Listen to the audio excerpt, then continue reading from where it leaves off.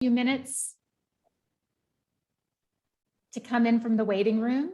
My name is Amy Delco, and I am the administrator of Older Adult Services at the Denver Public Library, and I'll introduce myself more fully later. But as you're coming in, the chat is open, and we would love for you to introduce yourself in the chat. Let us know where you're zooming in from. Maybe even share why you decided to come today. But we'd love to meet people in the chat. That's always a great way to get started. And if people could help me and mute themselves as they come in, that would be great. I can hear kind of some background noise. And we will continue to wait and let people come in from the waiting room. Do please introduce yourselves in the chat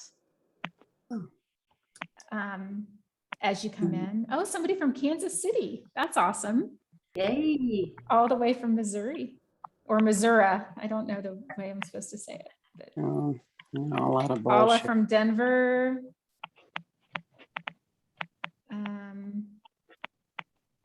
I think we have quite a few Denver people today, I'm sure. I think we have somebody from Italy, but I'm not. Kathy, is that where you are today? Yep. Nice. Lucy from Denver. So we'll wait one more minute before we kind of officially start. Northern Italy. That's nice, Kathy. I see a lot of familiar faces here. It's really nice to see all of you.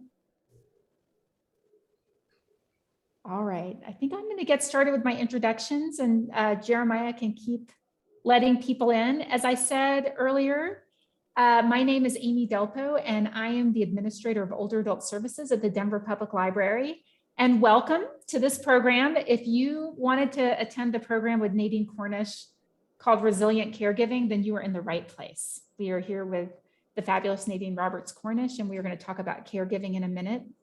The Denver Public Library is proud to host this program with AARP.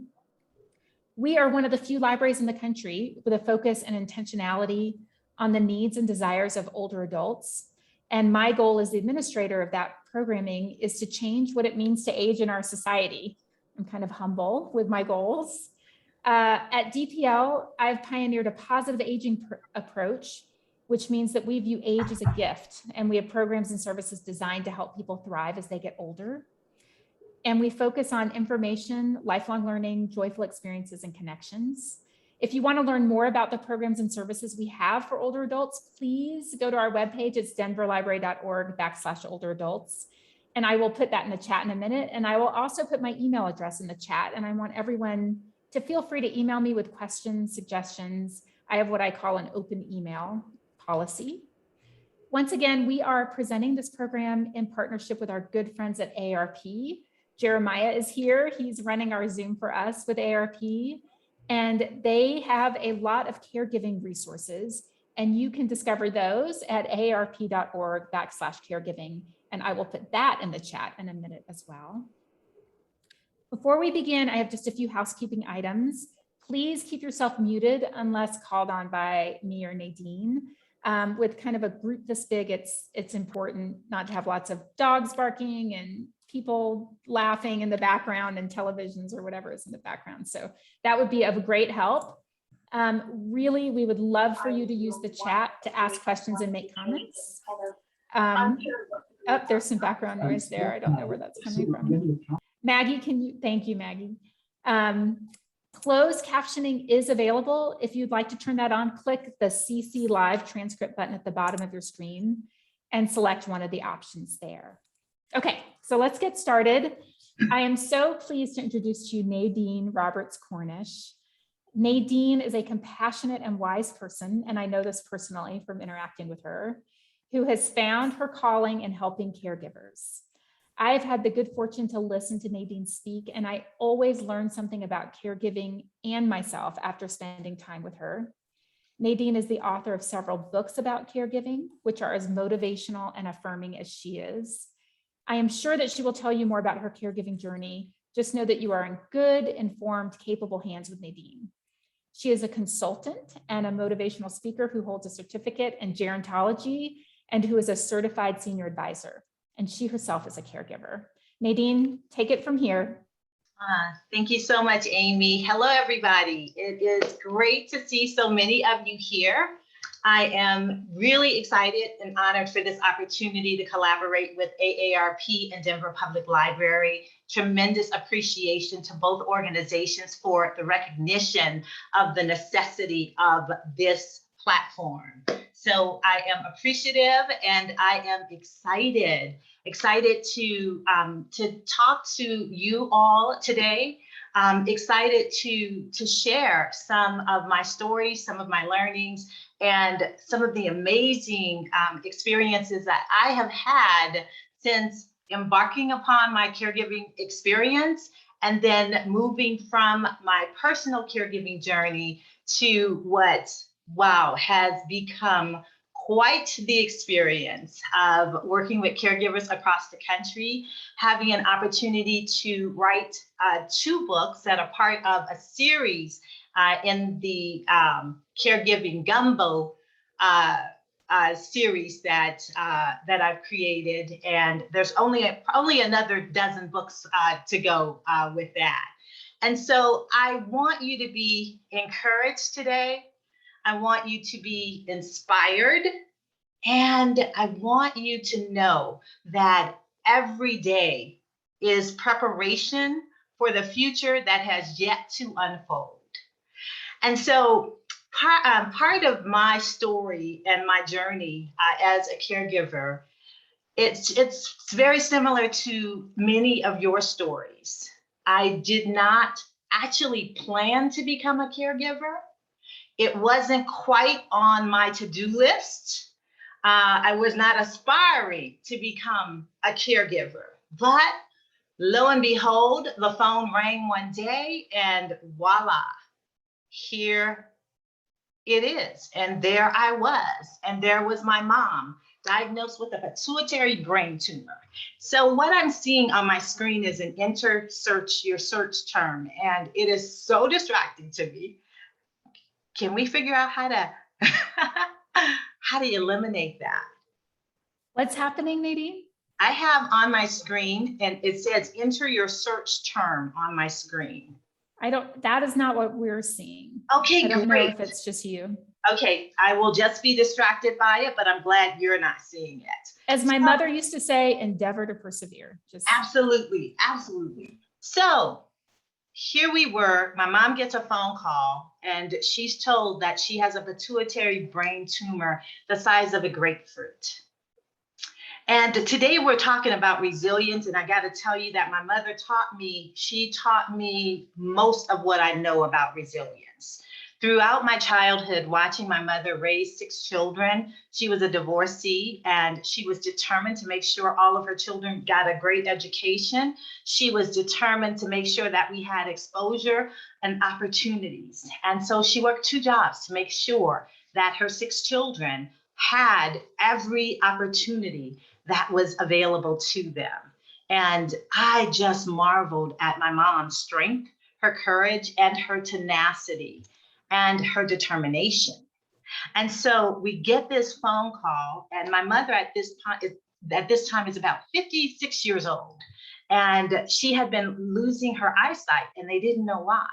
And ultimately, the culprit was a pituitary brain tumor. And that diagnosis for my mom was the first time I ever saw her sort of shrink.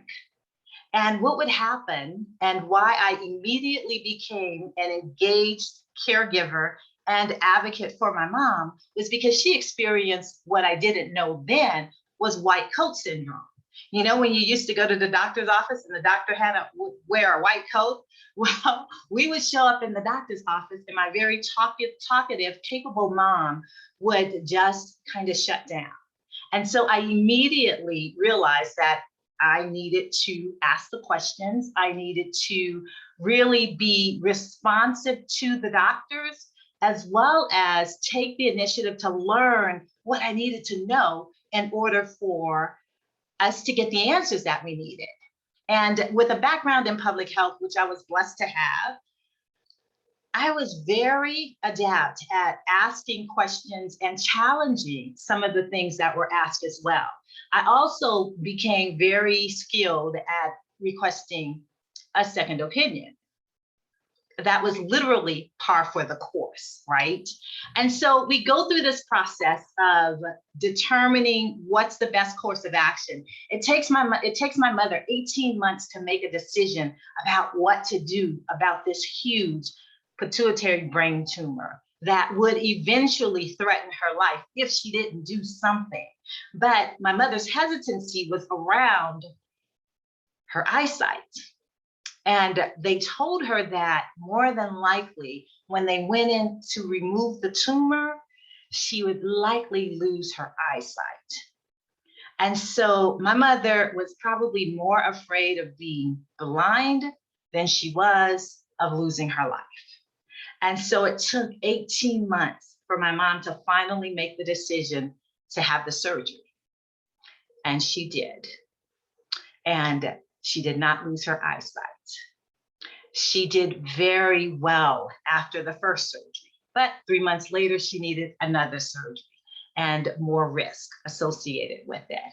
And what I didn't know in that first 18 months of this caregiving journey, that this journey would span almost 15 years.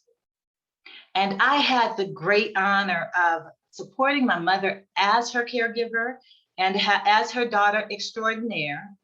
And I will admit, I was not a great daughter because I was so busy trying to be an extraordinary caregiver. I was so busy working and so busy focused on being the best caregiver that I could possibly be, that all throughout the journey, I continued to forget that what my mother needed was me as her daughter, not as super extraordinary caregiver, right? It took me a long time to figure that piece out. But once I figured it out and got it, I had it. The lesson was learned. And so what we would do over that 15-year period, we would experience a lot of setbacks. And I watched my mom bounce back after every diagnosis, every terrible prognosis. She maintained an attitude that absolutely shaped the trajectory of her experiences. And it was such an incredible example for me that I had no choice but to follow. And so grateful for who my mother is, who she was. That 15-year caregiving journey, I didn't know it then, was literally preparing me for the work that I get to do every single day now. My mother transitioned 13 years ago, and I was not ready and I was not happy about it. I lost my mother at 71 years of age. Ultimately, she succumbed to stage 4 breast cancer after having suffered a stroke and dealing with a myriad of other challenges that she constantly worked to overcome. Ultimately, breast cancer took her out. And for the last 13 years, because it has been 13 years now since she has been gone, it literally served as the foundation for the work that I was put here to do. My work as a caregiver coach and consultant is a direct result of the nearly 15 years of caring for my mom. Lessons learned, some of them easily and some of them very, very difficult. But those lessons served as a catalyst for what I get to do every single day. And I happen to absolutely love what I do. I love working with caregivers. I love the fact that my mother said yes to this destiny and went through all that she went through, because it prepared me for the work that I get to do every day with families. I was furious when my mother was diagnosed with cancer. And I quickly came to understand that, because I had an inkling that, this was probably the path I would be going down. And I came to understand that I needed to understand cancer if I was going to support caregivers across the country. And so the two books that I've been able to write, Tears in My Gumbo, The Caregiver's Recipe for Resilience, and Prayers in My Gumbo, The Caregiver's Recipe for Peace, are part of what looks like it's going to be a 12-book series around the caregiving journey. And again, if you had told me that, like when I was 4 or 5 years into this and like literally ready to pull my hair out of my head as a frustrated caregiver, I could not have envisioned or imagined. But my mother's legacy is alive and well. I get to talk to her, talk about her every single day. And that's an incredible gift. And so no matter where you are in your caregiving journey, I can assure you that there is a plan greater than you can imagine that will allow you to transform into your greater and better self. Who believes that? Show of hands. Awesome, awesome, awesome, awesome. And for the hands I can't see, I trust that by the time we wrap up today, that you'll have a different outlook and perspective. So that said, giving you just an overview of my caregiving journey and how I got to where I am today, I want to share with you a short PowerPoint presentation. And I'm talking a lot right now, but I assure you that we are going to interact. We are going to hear from you. We definitely want to hear your thoughts and your ideas, particularly as it pertains to resilience in the caregiving journey.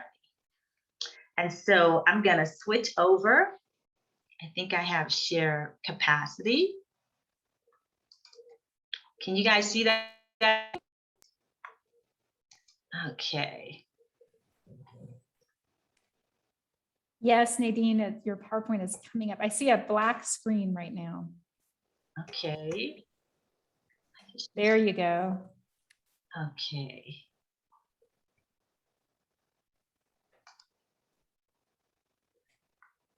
Oh, lovely technology. We're going to stop it because that's not the beginning slide.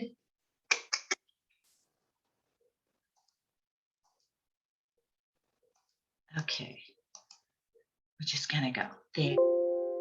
Okay. As you guys know, today we're talking about the foundation for resilience, which is conscious caregiving. And again, thanking AARP and Denver Public Library for the opportunity to be with you today. So, conscious caregiving, how many of you, by show of hands, are familiar with that term? Conscious caregiving. We'll get into, awesome, we will get into that definition. But right now, we're going to talk about what is resilience. You heard me mention that term. So resilience is described as strength, defined as flexibility, toughness, pliability, hardness, buoyancy, the ability to bounce back from circumstances known and unknown, from challenges and situations that we might not otherwise choose. Resilience. So the conscious caregiver. I know that I did not coin that phrase, but I absolutely use it an awful lot. And I talk about the 5 steps of conscious caregiving. And I define conscious caregiving as caring on purpose, caring with intention, and caring with a plan. In the chat, I want you to self-identify right now. Are you a conscious caregiver? Do you consider yourself a conscious caregiver, one who cares on purpose, with intention, and with a plan? If you'll indicate yes, no, maybe, or any other comment you want to put in the chat, that'll be great.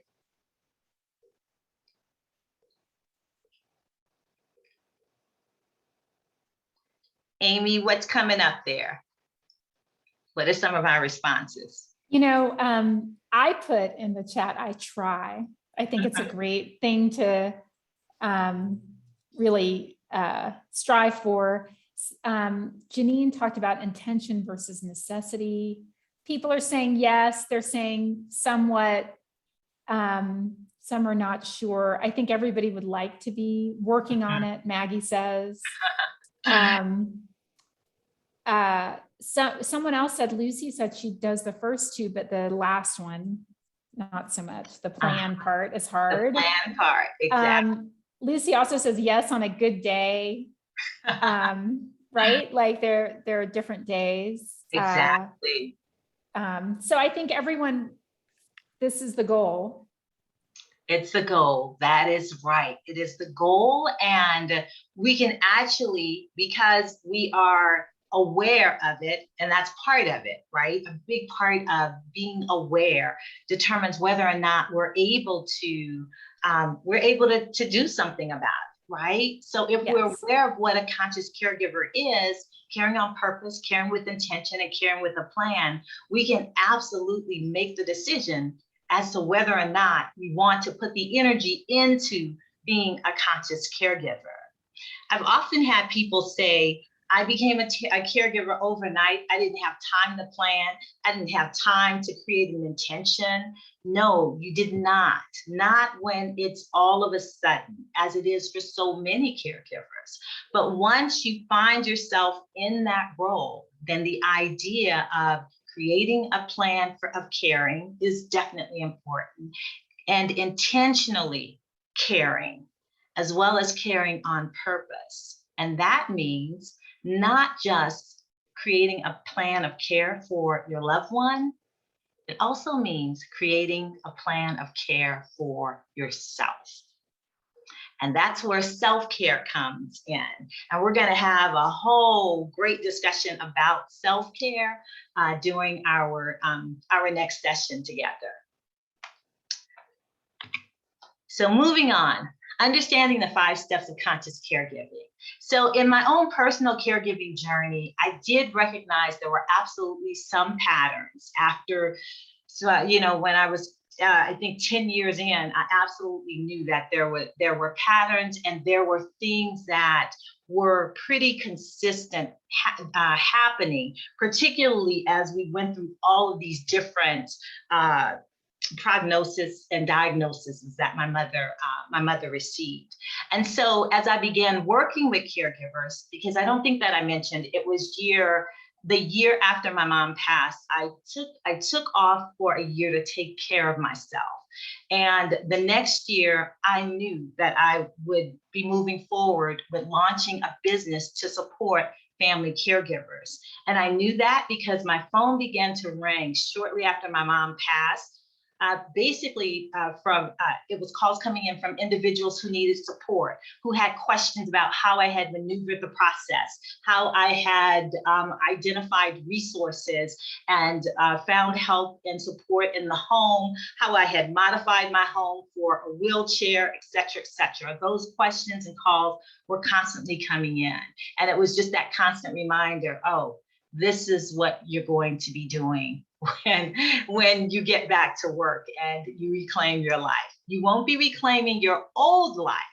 You will absolutely be starting anew and on a whole different path of actually supporting family caregivers. And so in the 12 years now that I've been able to support caregivers across the country, we have absolutely identified what we call the 5 steps of conscious caregiving. And some of these steps you guys will absolutely be familiar with.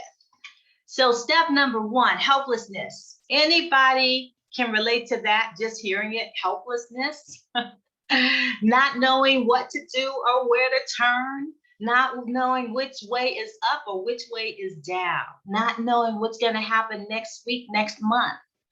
That insane sense of helplessness that we feel and that we are so discombobulated by. But what if I told you that helplessness is just a natural part of the process? That there's nothing unusual about feeling helpless in this caregiving journey. And especially when the journey is brand new to you and you're just you're just getting word of a diagnosis and you realize that your role in your relationship is going to change because you may very well have to take on the role of caregiver. Whether it's something that you planned for or even thought about or not, because of the relationship and because of the circumstances, you are in that role sometimes by default. So helplessness, step one in the process of conscious caregiving. Step two is recognition. Recognition that you don't know what you don't know. You don't know what you don't know. You just know that there's so much that you don't know. It's a feeling of overwhelm. It's a feeling of not knowing which way is up, which way to go or what to do. But very quickly, once you realize you are in this stage of recognition, you realize that, wow, this likely means that I am not going to be able to do this by myself. Can't do it on my own. That, even though I may be a very private person, even though I may be a very competent and capable person, the kind of person I roll up my sleeves and I get it done. I rarely need to ask for help or look anywhere else for assistance. With this stage, you recognize that you can't do it by yourself. And we move from recognition to process. Process is where all the minutia happens. Process encompasses your learning about the disease process, the diagnosis, the prognosis. You're learning about what the care is going to involve, what's going to be involved in the care of your loved one.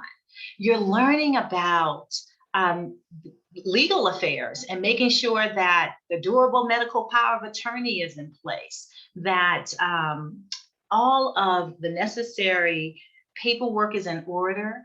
You're learning about the financial status of the individual that you're caring for. If it's not your spouse, then if it's a parent, if it's a relative or other loved one, you're learning about what do they have in place to actually cover the cost of long-term care. You're learning about health insurance and what's covered and what's not covered. You're learning about home health care and what that's going to cost as an out-of-pocket expense. And wow, you learn that Medicare does not cover long-term care costs. That is either something that's covered by insurance through a long-term care insurance policy, or it is an out-of-pocket expense. And you're learning how expensive everything is. In process, you're also learning about yourself. You're learning about the parameters that you have to build for yourself, for self-care. You're learning about your capacity to learn new information, to learn skilled care, and to learn that of the care that you're providing to your loved one, the most important care that you provide is your self-care. In process, you start to figure out that help is a 4-letter word, but it's not a dirty word. And that asking for help, requesting help nicely, and accepting help is part of the process. So from process, we eventually move to acceptance. No matter how long your caregiving journey is, most caregivers are challenged by accepting the reality of where things are and oftentimes where they're headed based on your loved one's diagnosis and prognosis. But step 4, acceptance, is simply recognizing that I am not in control. As much as I want to be in control and I want to change things and I want things to be different, there is peace in accepting where things are. There is a sense of calm and a sense of acceptance that happens when we are in that space. And then finally, there's the last step, which is surrender. And surrendering is just as we can't control the weather, we cannot. If you're in Colorado, boy, we have been experiencing a doozy of a scenario. We've had the worst air quality that we've ever had. A couple of weeks ago, we had the worst air quality in the world. In the world. We usually have, we're at the top with having the best.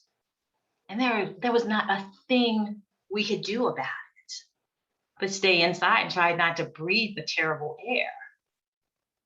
And so just as we can't control the weather and we surrender to that very real reality, in our caregiving journey, oftentimes we cannot control.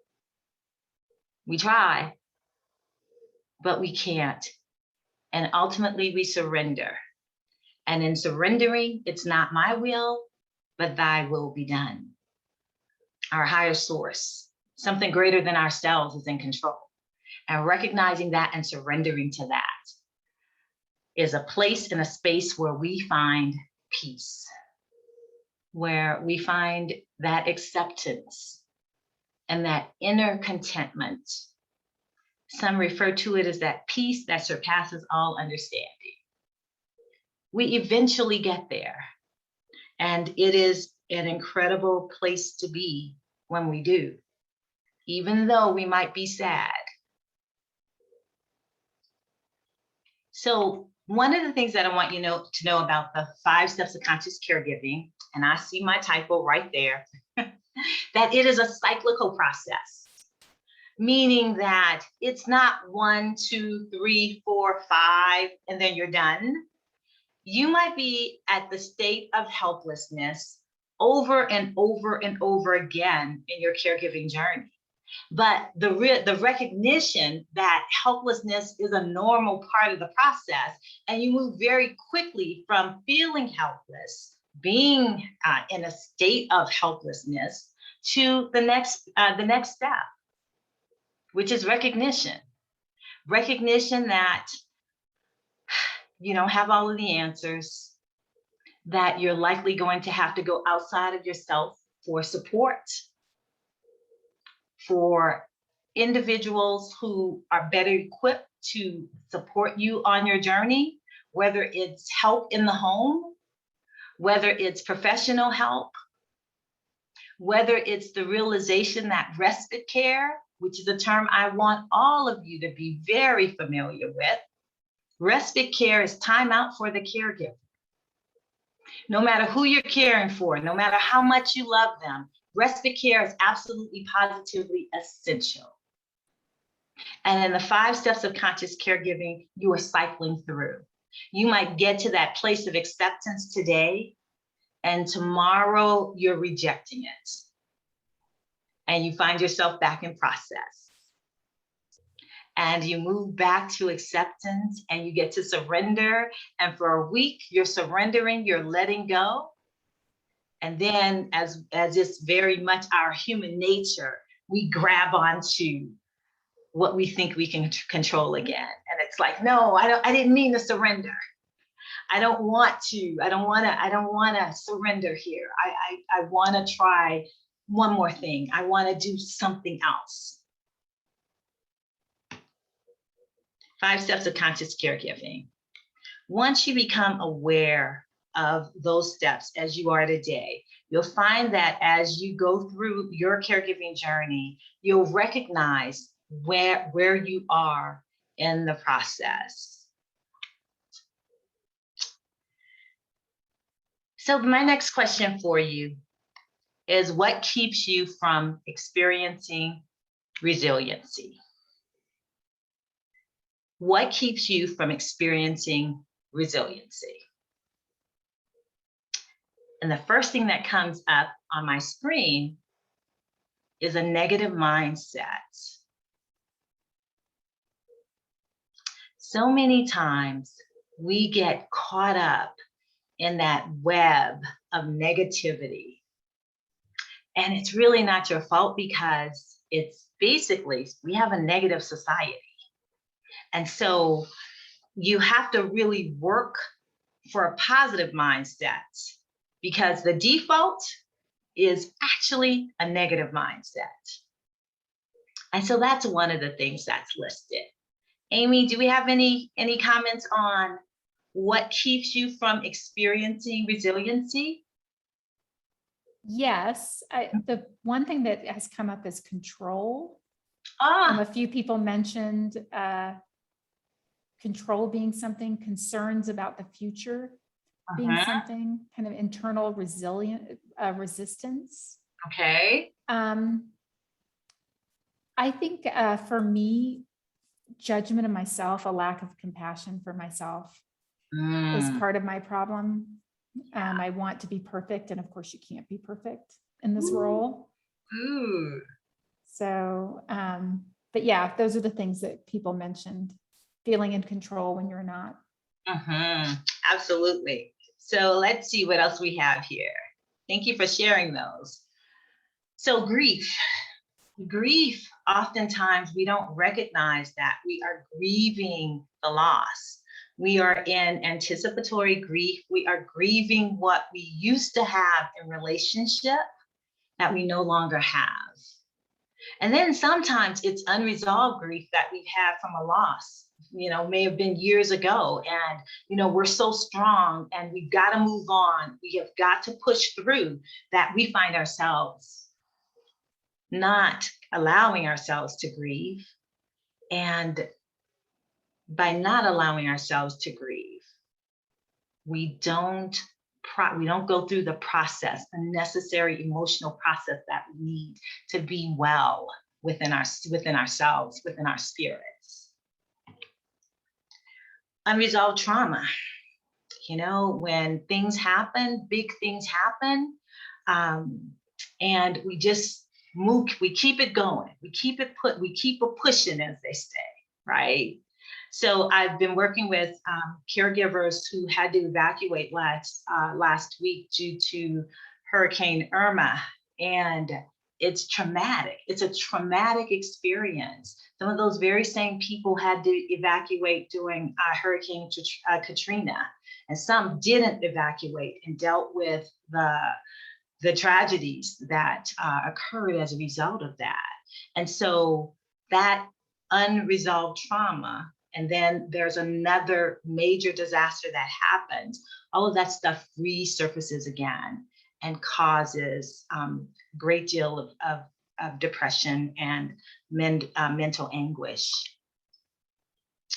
Lack of a spiritual practice can keep you from experiencing resilience. The recognition that something greater than yourself is necessary, whether it's nature, whether it's a religion, whatever it is for you, a spiritual practice is absolutely essential in terms of being able to have the full extent of mental health, mental wellness, and just the well-roundedness that you need, especially in the caregiving journey. And then there's exhaustion. Can anybody relate to that one?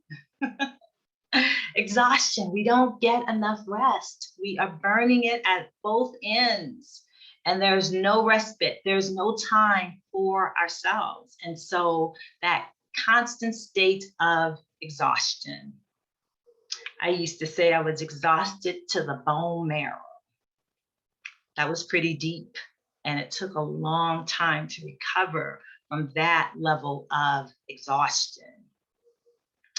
And then there's that need to be perfect that Amy mentioned. That's a pretty common one for those of us who are really overachievers and really ambitious about being our best selves all of the time, right? And then, of course, there is the lack of self-care. The lack of self-care. As I said earlier, self-care is non-negotiable, and it is the most important facet of the conscious caregiving journey. And sleep deprivation, everybody can relate to that one. And then finally, the one that was mentioned at first, that need to control everything, right? When we hold on to needing to control, wanting to control, we do ourselves such a disservice. It's a bad habit we gotta break.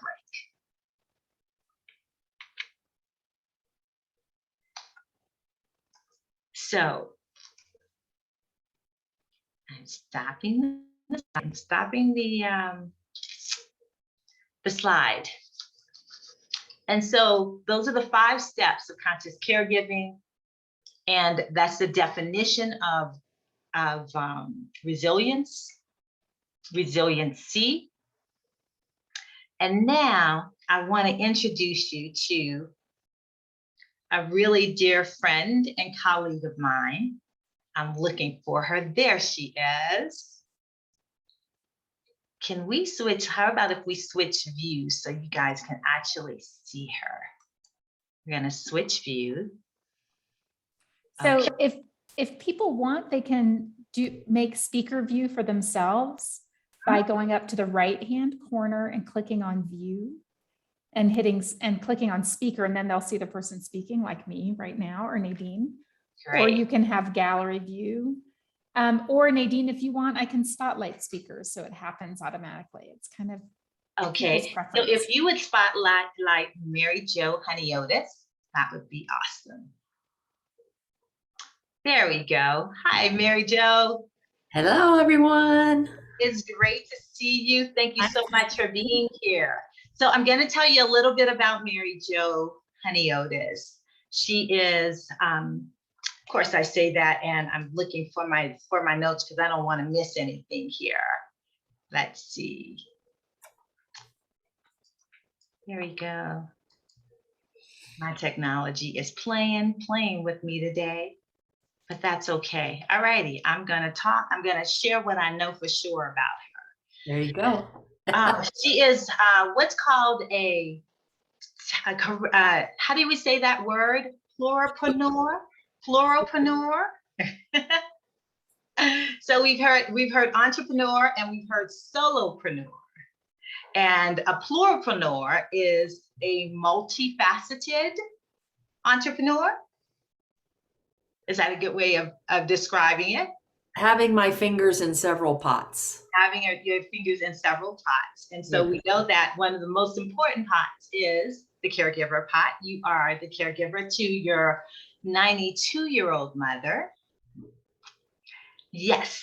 In addition to that, you are the owner of a home health care agency, as well as, now this is the part that I wanted to make sure I got right. Okay, so you are a minister, but you focus on a specific type of ministry. Why don't you share with us what that is?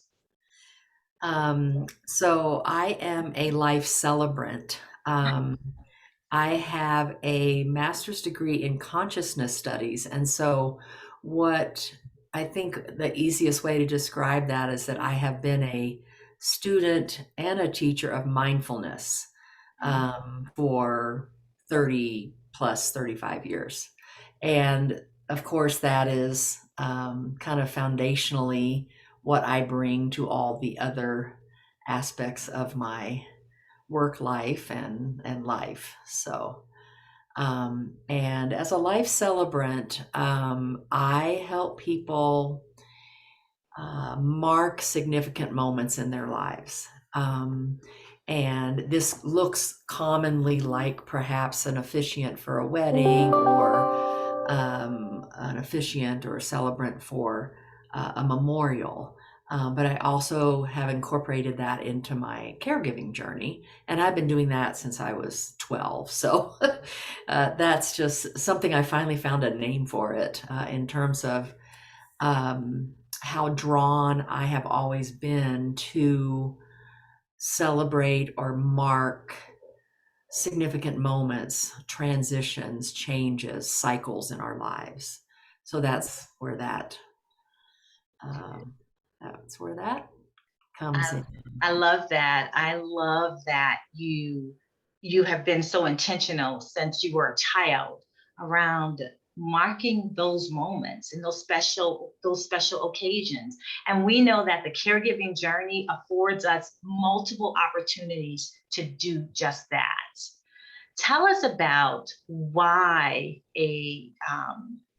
marking those moments are so essential and what that has to do with resilience.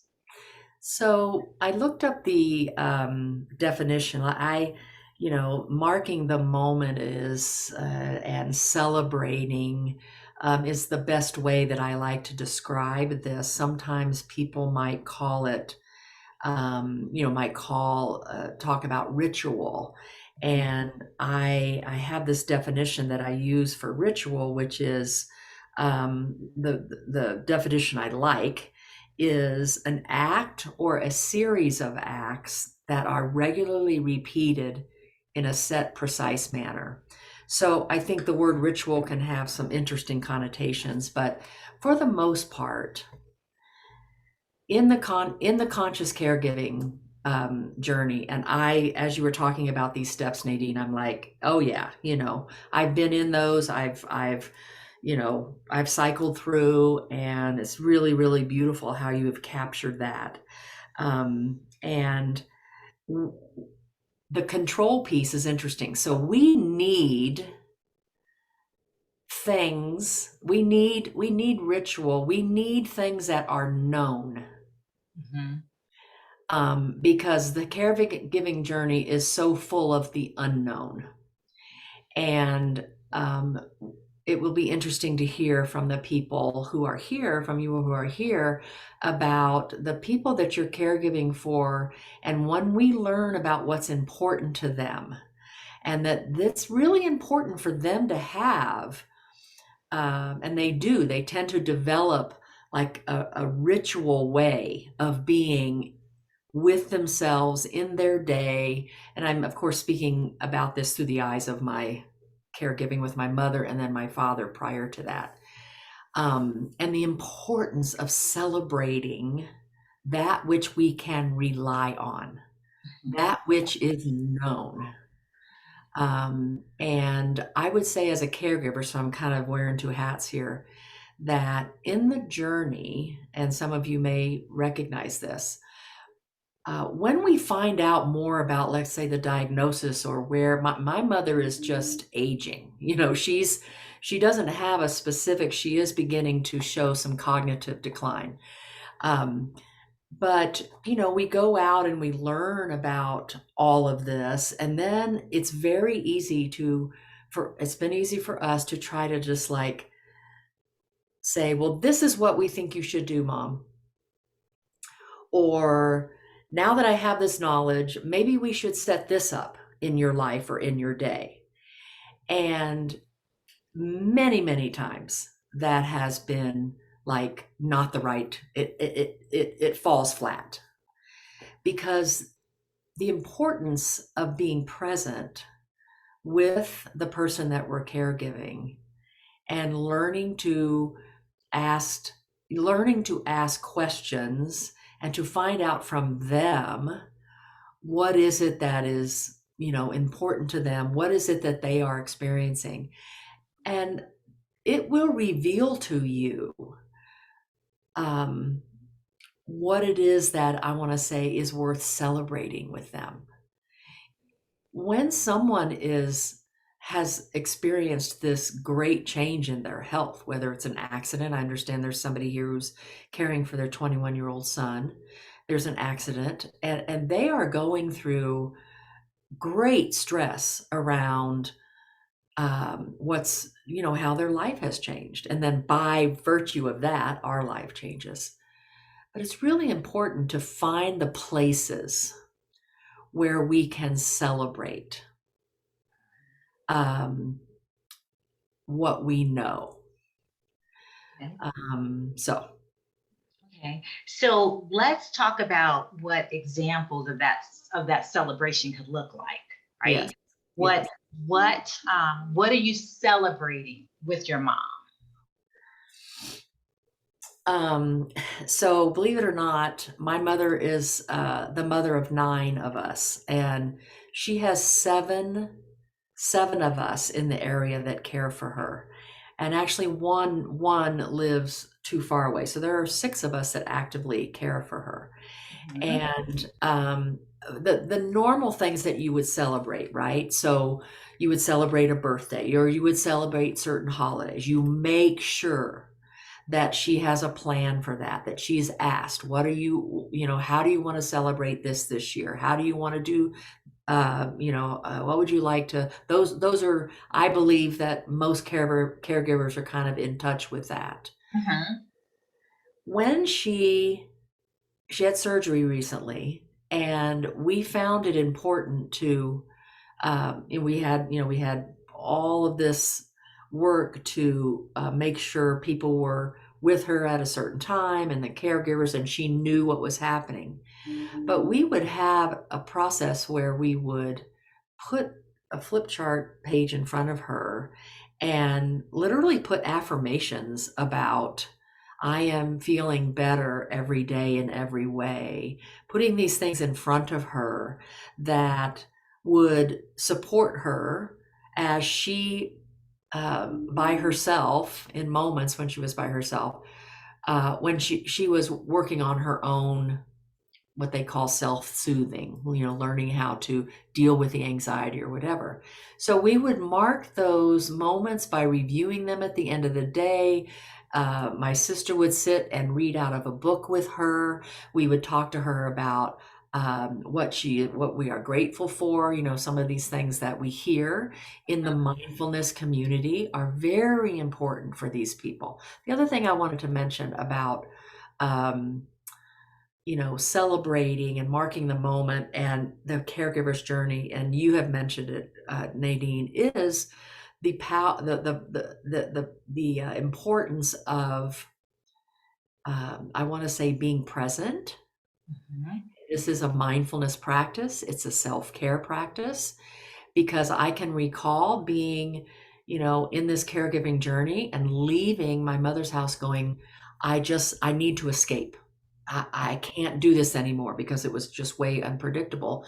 And it was very important for me to know how to release that, how to move through that, so that when I'm with her, I'm as present as I can be. That is also a celebration, Mhm. because then we get to be with them, and we're not carrying our experiences of the past, our worry about the future. Mm. Um, you know, um, yeah, I guess to say from it's easy for me to, and it's easy for me to just celebrate her little successes. Mhm. And we lose sight. We think, I don't know. I mean, I've caught myself thinking that she knows that she's doing better, or she knows these kind of things, because it's easy to observe in her.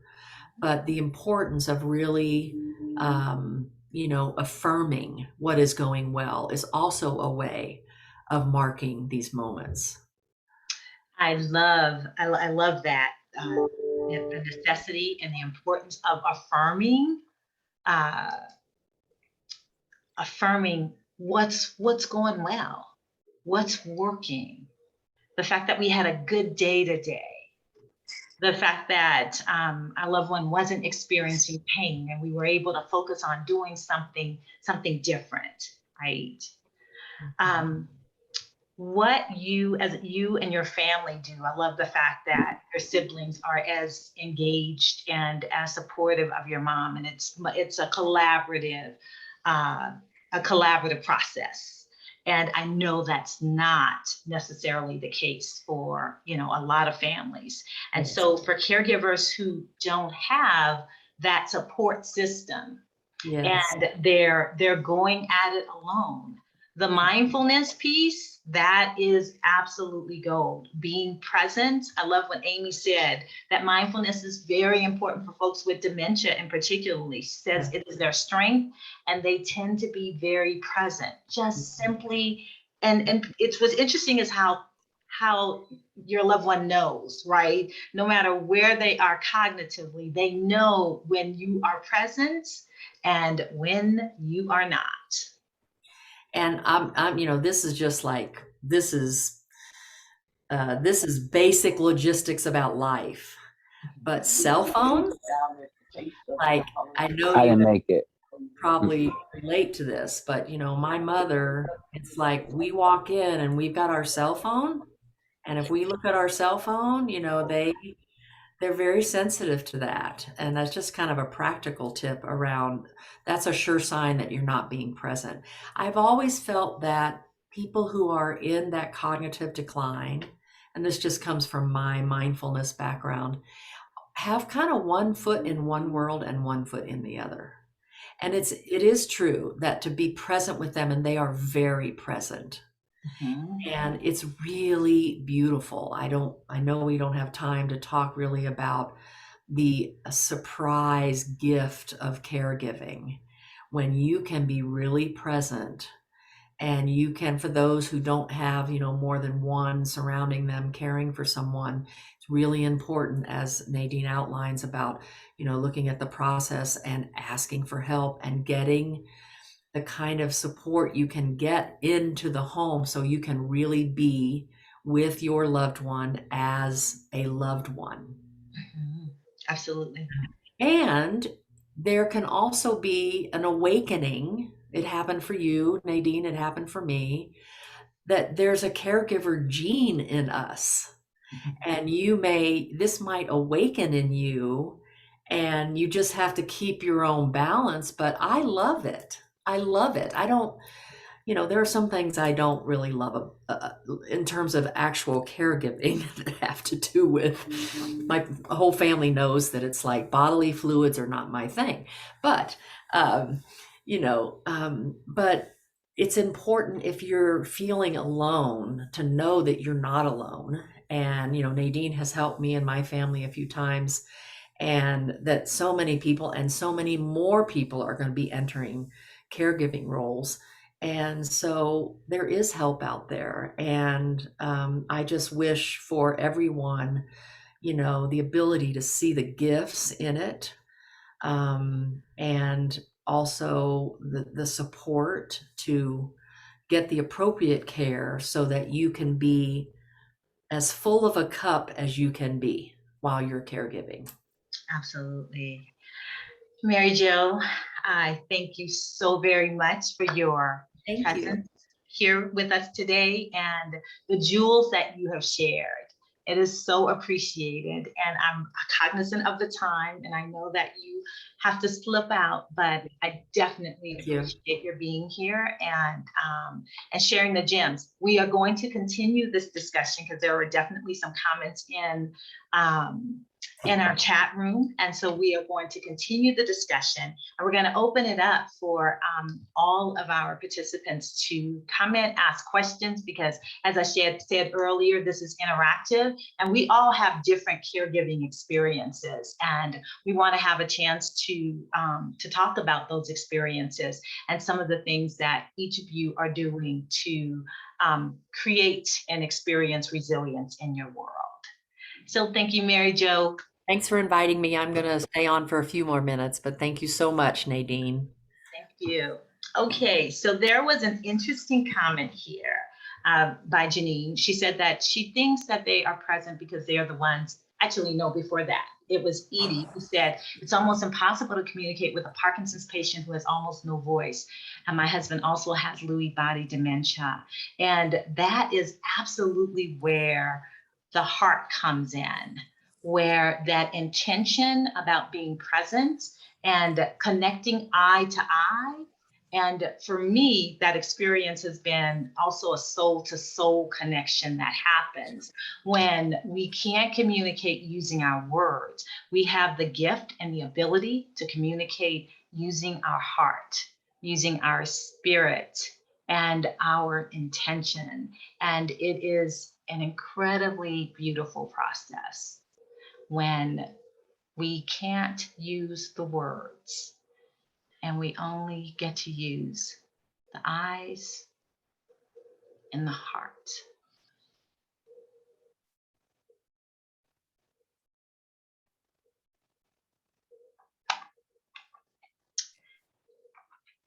So Nadine, do we want to invite people to raise their hands or put comments in the chat? I want to help you facilitate.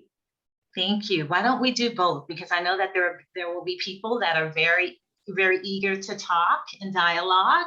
And then there are those who just want to comment via chat. So let's do both. So if everyone looks at the bottom of your screen, you'll see something called reactions. And at the bottom of reactions is a raise hand feature. So if you'd like to make a comment or to ask a question, if you could raise your hand and then I'll call on you. I think that's the easiest way to do it. Oh, Janine said that touch, and she is so absolutely right. Touch is so incredibly important. Touch is important for all of us, but Janine indicates that touch is very important for non-verbal folks. But the power of the touch. Yeah. Touch is very important. I agree. I found that as well. I see Rhonda. Do you have your hand raised to make a comment? You can go ahead and unmute yourself, Rhonda, and then lower your hand. Okay, let me get this done here. Lord, got it. Okay, I'm been a caregiver for, well, I've taken care of things for my family for all my life. I've started more in 2008, helping most of the time because I sold my house, was going to move, and they said, well, just help us a while. 2011, there was a house fire, and I got to live away from home for a little while, 9 months, and then I've been here full time since then, taking care of my mom and my father, and also a sister who passed in 2018.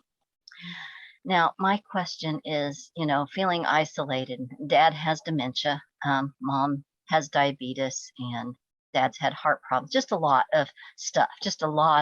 It all keeps compounding. And how can you deal with it without having, mom's kind of in control, dad's kind of realized he's not in control anymore and lets us just, take care of things medically and do things. But mom still has to have the need to be in control of everything, will not admit her level of her cognitive decline. She blames things on her. Well, my numbers just aren't right with my glucose, and I'm just not thinking clear, or excuses. So I'm here, I'm taking care of things and doing everything I can. In the meantime, I've lost my whole life. I don't recognize myself anymore. I'm a massage therapist, so I understand how important it is to do these things. I have sisters that have not stepped up or done anything, so it's just me, and has been for all these years. I've hit burnout, I hit depression. I'm coming out of the depression, but how can I deal with things and find help if mom's saying, no, we can't talk about what's going on? She's very fearful that what will go on is that the state or government will step in and force them to go into assisted living, taking control away from them, and that they will die in there having medical procedures they don't want, especially now with COVID. And I want to keep them safe because I have a different perspective on that as a naturopath. But I don't know what to do and how to pursue at this point. I mean, I don't want them declared incompetent, and there's a lot of legal reasons why not to do that. They have no wills in place. They have no anything. their property's been paid for over 30 years. And so what resources do I find without stirring up a bunch of stuff that one, mom's adamant about not going into? Mhm. You kind of see what I'm asking? I mean, I'm like, I'm Absolutely. lost. Yes. I'm ready to run away from home. I mean, I I got spent a year just really disappointed that I wake up every day. Okay. So Rhonda, thank you for sharing. And my heart definitely goes out to you with the challenges that you are experiencing. But your scenario is why I do the work that I do as a caregiver coaching consultant, to help really create a plan of care for your loved ones and for yourself. Because I think that is really essential for the caregiver to be able to recognize themselves and to really use this experience as the expansive experience that it can be. But it looks like, and it sounds like you've been isolated in the journey. And so I invite you to reach out to my website at tcgcares.com and schedule a free consultation. I also invite everyone listening, any caregiver that's overwhelmed and needing support and wanting a lifeline. And that's one of the reasons why this is such an awesome opportunity, this Lunch and Learn series, is because we get to meet individuals who need additional support. Every Monday at 12 noon Mountain Standard Time, we facilitate a Calling All Caregivers call. And if you go to my website at tcgcares.com, you'll be able to register to participate. That's a free call that happens every Monday. We take holidays off, but other than that, we are there. tcgcares.com, click on the Calling All Caregivers link, and we absolutely will provide that much needed resource, as well as assist you with respite care opportunities and creating a strategy to get your mom to support, to actually come around with the idea of additional support, especially for you. Thank you, Rhonda.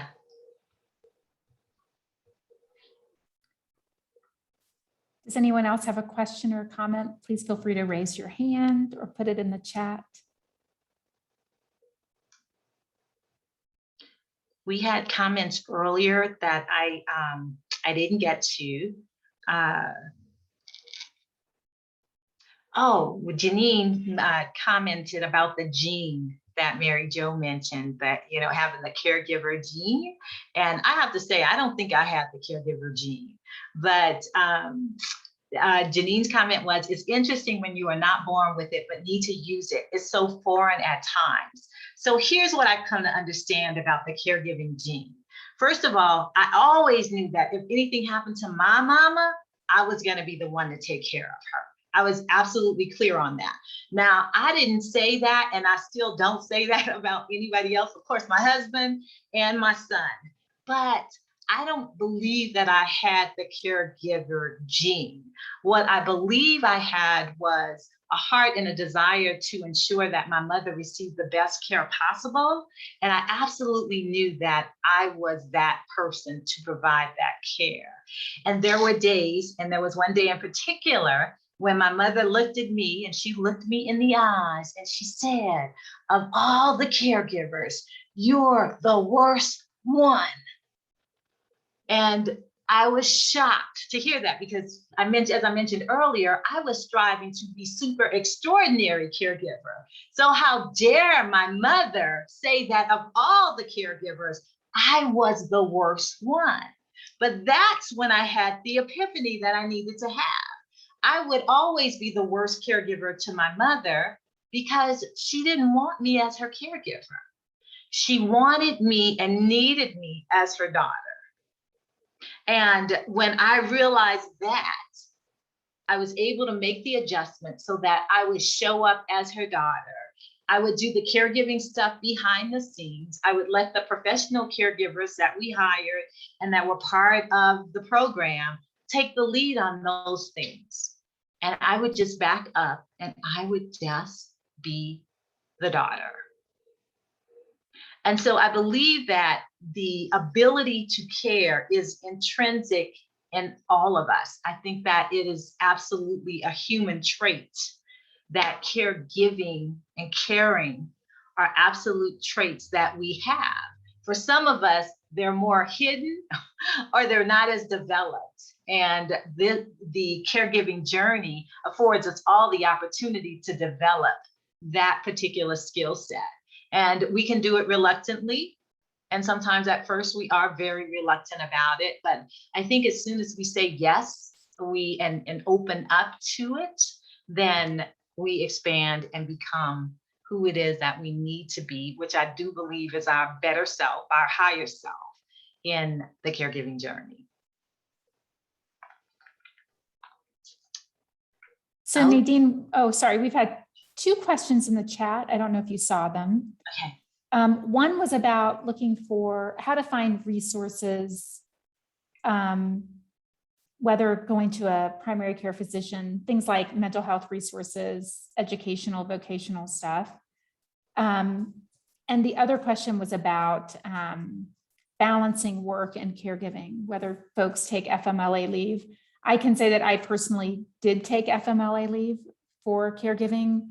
That's not a possibility for everyone because it's unpaid, which makes it extremely difficult. I piecemealed it out, but I didn't know if you wanted to comment on either of those questions. Absolutely, I'll comment on both. I'll start with the balancing work and caregiving responsibilities.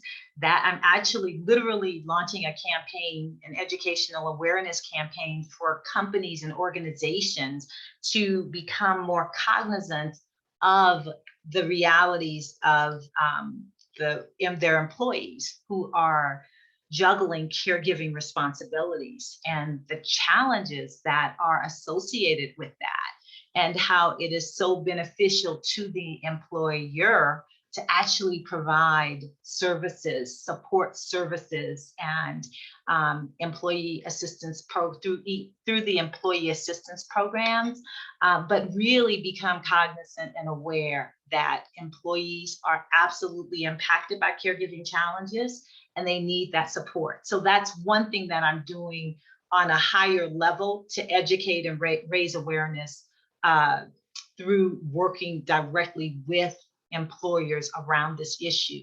But for the caregiver and employee, those of you who are working, I think it's really important to have a conversation with your HR resource officer to find out what's available, because oftentimes caregivers will tell me that they've never talked to HR about what they were dealing with for a multitude of reasons. But the disadvantage of not having that discussion is there's no other way for you to really learn about the resources that are available through your company. There may very well be resources through the Employee Assistance Program known as EAP that you're missing out on because you haven't had that conversation with anyone. Then based on the relationship that you have with your immediate supervisor, informing them of what you're dealing with. I know a lot of times caregivers feel like they're all alone, but the reality is that on any given day, when we talk about the workforce, 25% of the workforce is impacted by caregiving issues and challenges. And so that means a fourth of the workforce are dealing with caregiving issues, and everybody thinks that it's just them, right? And so we're hoping to actually change the culture within our within the workforce around how it deals with and addresses caregiving challenges. And then the other question that you had, Amy, was in reference to resources. But what's the best place to find resources? I have found my father's physician to be quite helpful, but I don't know that that's always the case. Not always. So groups like this can be very helpful, but that was kind of the other question. I definitely want to applaud everyone that registered and showed up today, and everyone that's listening to the recording, that this is absolutely a step in the right direction, saying yes to the opportunity to participate in Lunch and Learn, symposiums, any support group for caregivers that you can take advantage of, you want to take advantage of, but it's based on what you're dealing with. If you're dealing with dementia-related issues, my number one resource is the Alzheimer's Association. If you're dealing with family dynamics and you just need like a mediator, that's also a service that we offer at the Caregiver's Guardian. But I work with a number of other organizations. AARP has a wealth of information for caregivers. They've got a catalog of all different topics, and you're able to access all of that information online, and you can do it in the middle of the night or whenever it's most convenient for you. I think the most important thing is to participate as a caregiver in these types of outlets so that you're able to ask questions and you're able to learn about resources that you might not ordinarily know about. And I want to recognize Mary Jo has her hand up. So Mary Jo, I just also wanted to say, forums like this are the best place to find therapists and things like that. So just keep searching this kind of thing. But Mary Jo, go ahead. So thank you again, Nadine and Denver Public Library and ARP. I'm going to step away after this, but I wanted to let you know that one of the other hats that I wear, my healthcare agency is an agency that provides independent living to individuals who are in a skilled nursing facility that are independent enough. This is a Medicaid program. So if you know of anybody or have anybody in your life who is on Medicaid and they are in a nursing facility, and let's say you want to bring them to your home, then our program supports you doing that. And what we provide, we can either, we transition people out into their own apartments, but we can also transition people into a home, back into their home, back into a family home. And what comes with that is services, skilled nursing services, non-skilled services, personal assistant services. So this is all through Medicaid, so they have to be, Medicaid approved. But it is a solution for some who maybe want to bring their loved one home, but they don't want to be the full caregiver for that loved one, because the service actually provides care in the home. It's part of the nationally Medicaid did some research, and the campaign is called Money Follows the People. And so they noticed that there was a kind of a gap in our skilled nursing facility programs where there were people there that are independent enough. They don't need to stay in the nursing facility. And so it's a wonderful solution for family members to bring that family member home, because our service also provides nurses services, so they don't have to be the 24/7 caregiver. I don't know if that applies to anybody on the call, but I just wanted to mention that. Mary Jo, thank you for sharing that. What specific program is that under Medicaid? Is it part of home and community-based services, long-term care? Yes. Okay. And right. it's called Transition Coordination Services. Okay. And of course, anybody can contact me through you guys if you want to. I'm one of many agencies that provide that service. And I just put the link in the chat to the information page about that. Okay. Thanks, Mary Jo. Thank you, Mary Jo. Thanks, Nadine. Bye-bye. And I definitely wanted to share that our third symposium, a Lunch and Learn that we're doing in September, is actually focused on resources. So we will be sharing resources, we'll be talking about resources and answering any questions that you have around your needs, and especially identifying resources that can seem to be so elusive sometimes. And we will definitely talk about Medicaid and the services, support services that are available through the Medicaid home and community-based services long-term care program. And Nadine, if I can, I'd like to say to anyone who's taking care of someone with dementia or Alzheimer's, we at the library have a free program called Memory Cafe. And actually some of my fabulous memory cafeers are here today. I see them. And we meet 3 times a month. And it's an incredibly supportive group, both for the people suffering from dementia and also the caregivers. And I see a lot of information exchange happening among the caregivers, sharing of resources. So if you're interested in you and your loved one attending a memory cafe, we meet both virtually and in person. I'm going to put my email in the chat again. Please get in touch with me. I would love to welcome you to our memory cafe. Absolutely. And how often does Memory Cafe happen? So right now we're meeting 3 times a month. We do once a month virtually, once a month in person at a branch library, and once a month we do a walk through a local park. The next one is actually going to be next week in person at the Schlesman Family Branch. And we're going to have a music therapist there, and we're going to sing together with masks on. Okay. Okay, I love it. Nice, nice. Okay, there is one other thing that I want to share with you all in reference to resources, and one of the things that we're laying the groundwork for the month of November, which you guys may know is National Family Caregivers Month. And at the Caregivers Guardian, we work really hard to raise awareness and to really put the spotlight focus on the caregiver. And I would love for those of you who are interested in being celebrated during the month of November, if you go to my website, you can sign up and say that you want to be a part of the 10-10-30 campaign, and we will make sure that you are the benefactor of whatever goodies that we have coming down the pipe. Last year, we had books, lots of books, and we had virtual facial parties for the caregivers. And we're definitely going to be doing that this year. We sent out many care packages for the caregivers.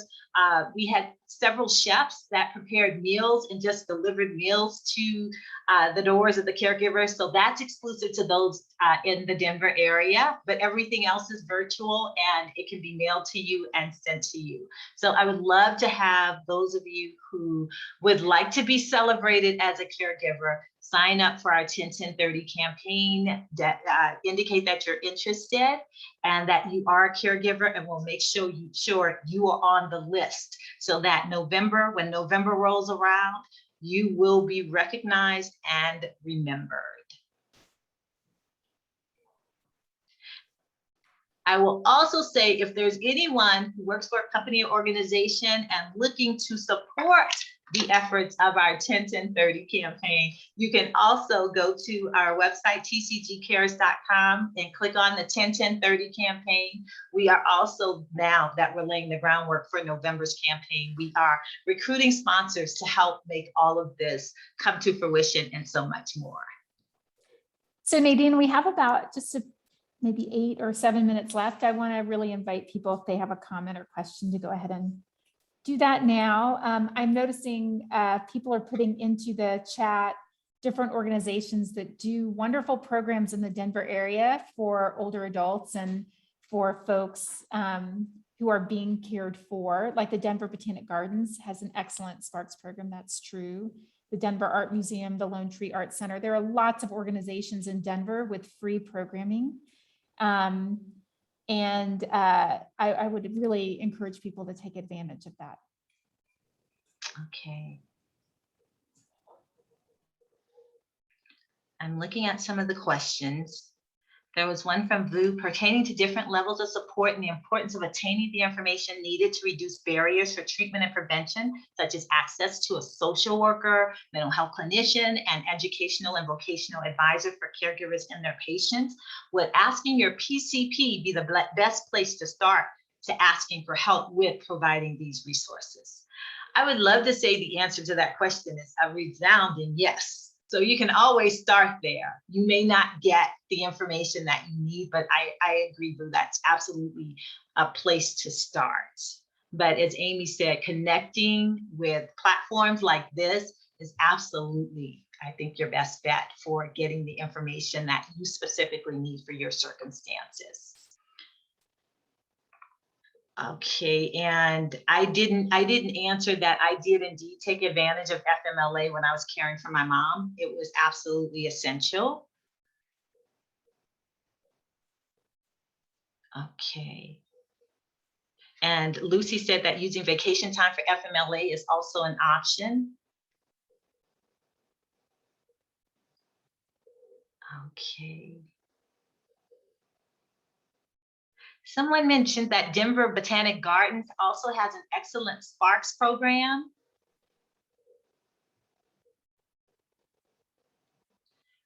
So let's see, Roosevelt Price asked, what is TCG's campaign financial goal for this year? We'd love to raise $1 million to celebrate caregivers all over the country. So why not? Let's raise $1 million. Thank you for asking that question. All right. Nadine, this also might be a good opportunity to remind people we have 2 more sessions coming up. Absolutely. So I hope you'll join us for those. You can sign up at the ARP website or find information through denverlibrary.org/older adults. Absolutely. We definitely look forward to seeing you, and please share the information and invite any other caregivers that you know to join us. We're going to the next session is going to be focused on self-care. We've got 2 panelists, and I'm looking and I see that they are checking us out today, but you're going to get to meet them at our next session, and we're going to talk about the nitty-gritty of self-care and why self-care is so essential for resilience and so necessary in the caregiving journey. And I guess in closing, the main thing that I want to leave you with today is just the recognition that resilience is an inside job. It is a mindset. Look around you, think about who's resilient, who's been resilient through some extraordinary life experiences. I continue to hold my mom up as that example. Who is it in your life? And maybe you don't have anyone who's been that. And so maybe you just have to look in the mirror and see that the most resilient person that you know is in fact yourself. Pat yourself on the back for all of the things that you have done, the things that you have accomplished. And on those days when you just can't think of anything, pat yourself on the back for waking up and getting up and moving forward, because that's where it starts, with a mindset and an intention.